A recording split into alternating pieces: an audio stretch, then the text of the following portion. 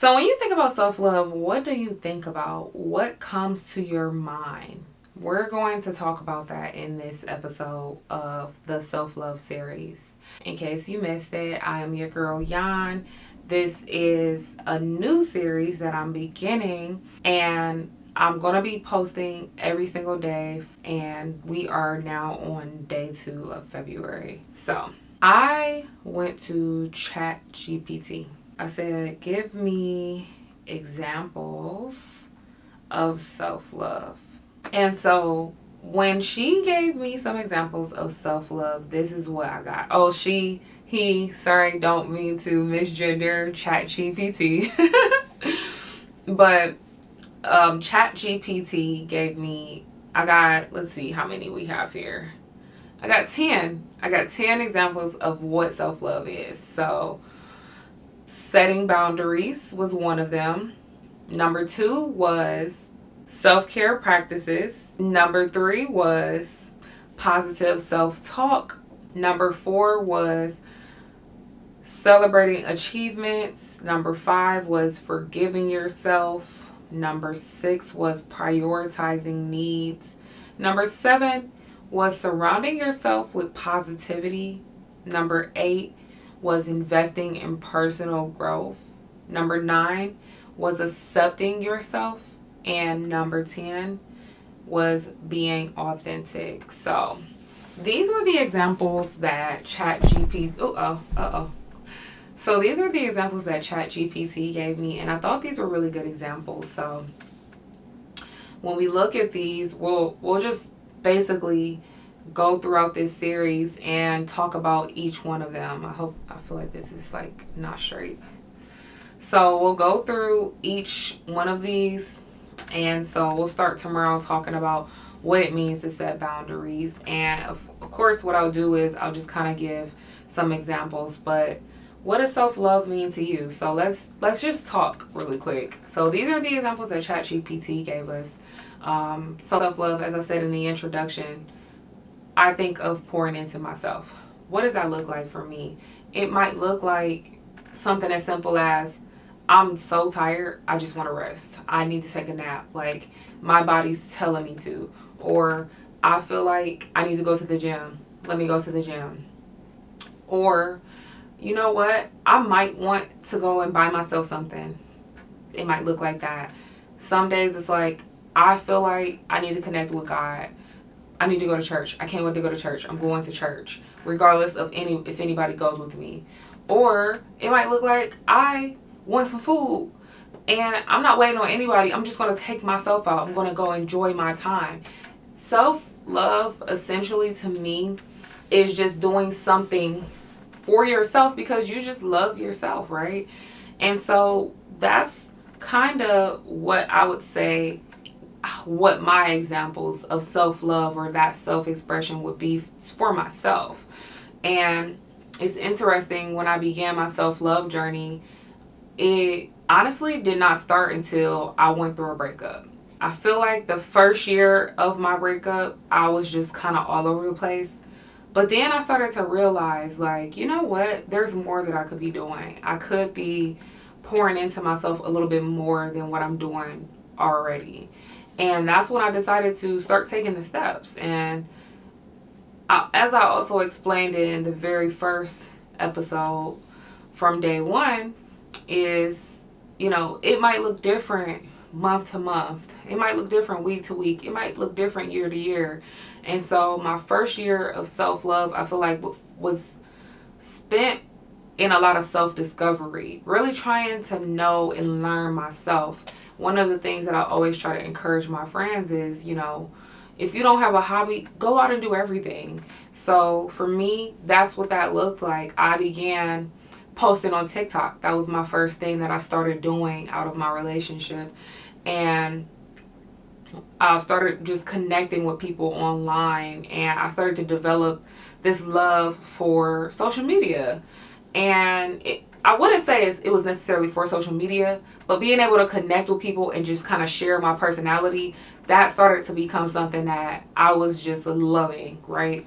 So, yeah, that's kind of where it started for me. with my self-love journey. And as it stands right now, I'll say that the most important part of my self-love journey has been building my relationship with God. Honestly, I don't know where I would be if I hadn't worked on building that journey. And I don't know what that looks like for you. Maybe it is getting back in tune with God if you are struggling with self-love. But if you're not, you're just looking for new ways. I know that one of the ways for me was getting back connected with God. So, yeah. But yeah, self-love looks like whatever you want it to look like. I think it's about defining and looking at what you want to do. What is it that makes you happy? What is your hobbies? If you do not know the answers to those questions, it's time to start working towards that. It's time to get out and start doing it, because one of my favorite sayings is ain't nothing to it but to do it. We can identify and talk about the things that we need to do, right? But my next thing that's followed up with when someone identifies what they need to be doing is, what are you going to do about it? I would like to say that I'm very much solution driven. I try to find solutions to problems. If there's a problem that arises and I'm like, okay, you know now, so what's your next step? What's your next move? Gotta make your next move your best move, right? So yeah, that's kind of what I would say is how I look at self-love and how it started and kind of where I'm at. But of course, I want to continue to open up the door and elaborate on that even more. And if you haven't gotten a chance to check out my Positive Thought series, I would highly recommend checking that out. In that series, we kind of spent a lot of time looking at different ways to think more positively, because ultimately self-love is a positive thing that you can do for yourself. When you choose to pour into yourself and love yourself more, it's an act of love and positivity, and it's one of the most positive things that you can do for yourself. So but yeah, so this episode, I think most of the episodes will kind of be just pretty much straight to the point, y'all, and just kind of talking about what it means to have this self-love and just a little bit more background with this self-love series. What I'm expecting of everyone once we get to the end of this series is to ultimately redefine what it means to have a Valentine, right? I would say that this is going to be more geared toward those who struggle when it comes to Valentine's Day, right? Mostly people who are single. But if you're in a relationship and it's just kind of like you're trying to evaluate, like, what's going on with us, I feel like we should probably put a little bit more emphasis and more importance on the value of just self-love itself. Not saying don't celebrate Valentine's Day. I'm not saying that at all. But I'm just saying that I want us to get away from being so caught up in a holiday and feeling like, oh, this is when I need to know or see the love from someone, when you can simply pour that love into yourself. You know what I mean? I want us to still absolutely pour love into others as well. Like, I want it to be that. But I feel like in order for you to be able to pour into someone else, you have to be able to pour into yourself first. The love that you have within is what you have to be able to give out. You know the saying, you cannot pour from an empty cup. So that's why I want us to really focus on self in this series. And then we can get to the point where it's like, okay, I am doing something for Valentine's Day for someone, but you know that it's equally poured into you as well. Because you're not going to pour from an empty cup anymore. You're going to pour from a full cup.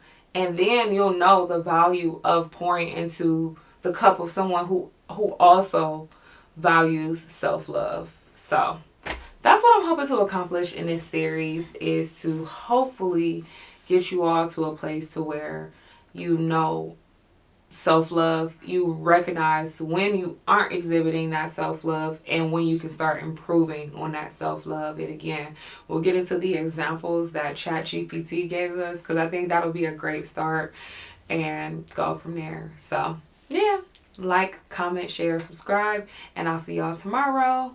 Bye.